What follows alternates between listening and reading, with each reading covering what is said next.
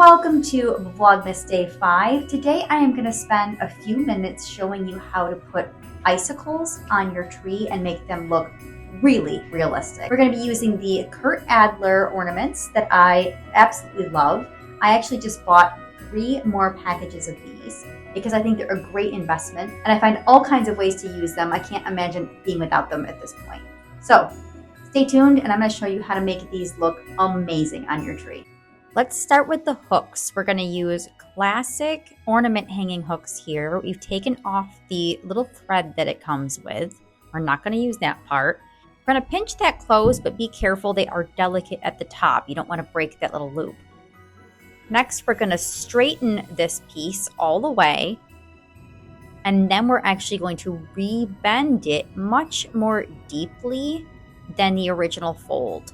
So we're really shortening this hook and making a much deeper bend to sit on the branch. Now that leaves us with quite a bit of a tail. I mean, you're not going to want that poking down below the branch. So I'm just going to use a pair of snips and pop that off. Okay, so we got a much shorter hook here.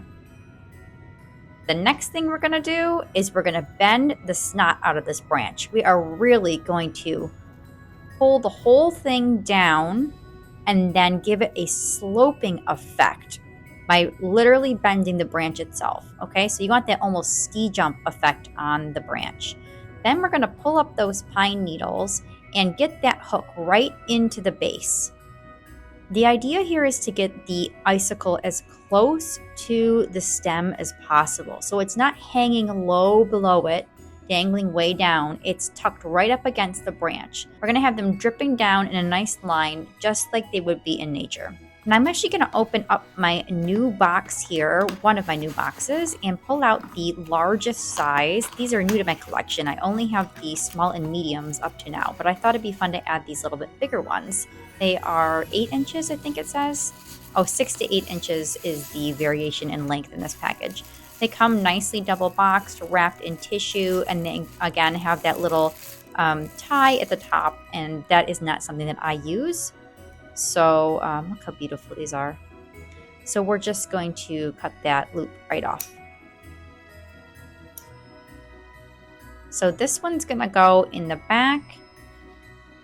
You don't have to be super strict about what order of size you go in. You just want to vary the sizes on the branch because, again, we're trying to mimic nature and these things do not form uniformly. They form with great variability. Sometimes it's shorter on the end, sometimes it's shorter on the inside of the branch. So if you mix it up, it's going to look much more natural. And if you place them toward the end of the branch, it's going to look like water is melting and dripping down the branches and forming these beautiful icicles that catch the light and reflect it and make the whole tree sparkle in a way that's so natural and gorgeous. And I think it just adds this incredible elevated touch to a tree. I wanted to show you this on this undecorated tree so there was no distraction of the other ornaments.